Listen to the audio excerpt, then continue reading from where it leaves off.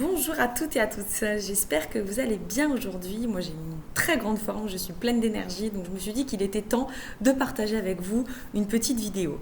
Le sujet du jour en fait c'est quelles sont les 3 erreurs, les 3 obstacles qui vous empêchent de passer à l'action dans votre changement.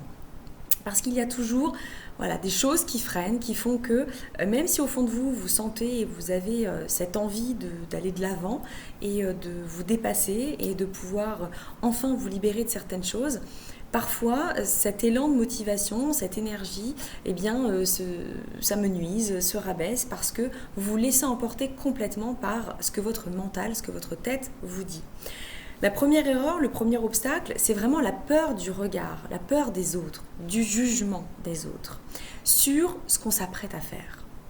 Alors déjà, j'ai envie de vous dire, ce que vous vous apprêtez à faire ne peut regarder que vous.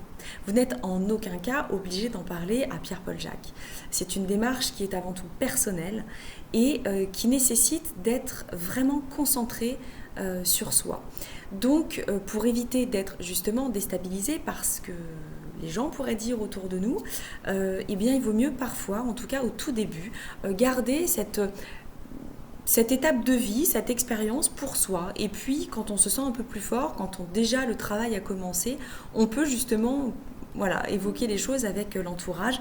Mais sachez qu'en aucun cas, vous êtes obligé d'en parler aux autres. C'est votre jardin secret, votre intimité, et cela peut rester absolument qu'entre vous et vous-même. S'affranchir aussi de la peur du regard des autres, du jugement, bien entendu. Je sais qu'au début c'est très difficile. C'est très difficile parce que on est énormément au départ, quand on n'a jamais vraiment fait de travail sur soi, à avoir peur de ce que les autres vont penser, des changements qui pourraient s'opérer à l'intérieur de nous, de la personne que l'on va devenir, etc., etc. Sauf que en aucun cas vous devez d'expliquer les changements qui pourraient arriver.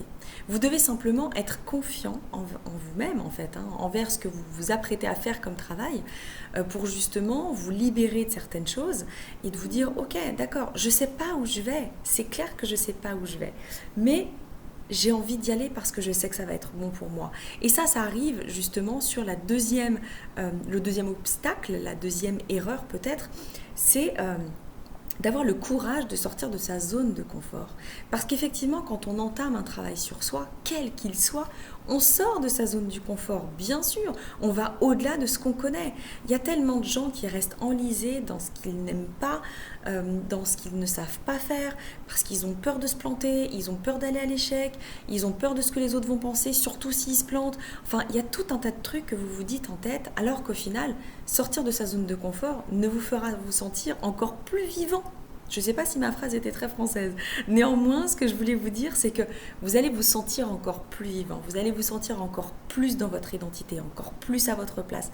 Parce que vous allez tellement vous dépasser en introspection, en travail sur vous, en pensées qui ne vont plus être limitées, mais qui vont être complètement en expansion, comme tout votre être. Vous allez gagner en puissance, en rayonnement, et puis vous allez pouvoir vous challenger. Et plus vous allez monter, plus l'ascension va être incroyable pour vous.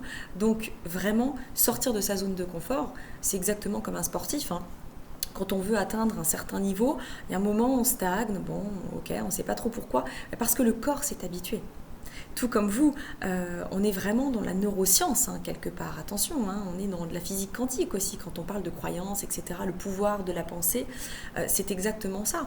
Plus vous allez vous affranchir et mettre de côté vos pensées, qui sont des croyances limitantes, des pensées négatives, même si effectivement c'est extrêmement difficile au début, et les affirmations positives ne suffisent pas, clairement, vous allez pouvoir petit à petit changer en fait les synapses, les connexions. Et ce sont ces changements de connexion qui vont vous permettre après de prendre de nouvelles habitudes, et de nouvelles habitudes aussi sur votre façon de penser, de vous percevoir, de percevoir la vie, de percevoir les autres, et ainsi de suite. Et puis bien entendu, ça rejoint donc la troisième erreur ou obstacle, qui est la croyance limitante de « je n'y arriverai pas, si je ne suis pas capable » ou « je ne sais pas vraiment qui je suis, je ne sais pas si vraiment c'est fait pour moi », etc., etc. Derrière toutes ces questions-là, posez-vous la vraie question. Est-ce que c'est ma petite voix intérieure qui est en train de me dire qu'il faut que j'arrête parce que justement je risque d'être heureux, Ou est-ce que c'est une vraie question fondamentale de « je suis pas sûre que cette méthode me convienne, peut-être une autre ». Et là, laissez-vous guider par votre intuition.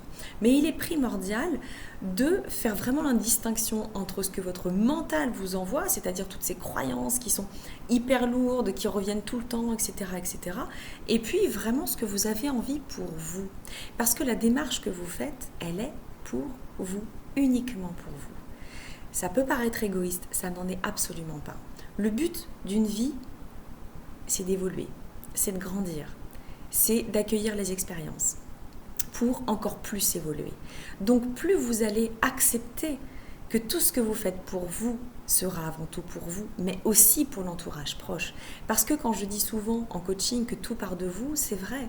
À partir du moment où les choses bougent et changent à l'intérieur de vous, par énergie et par les liens que vous avez avec les autres, tout va se mettre en place en fait avec l'extérieur.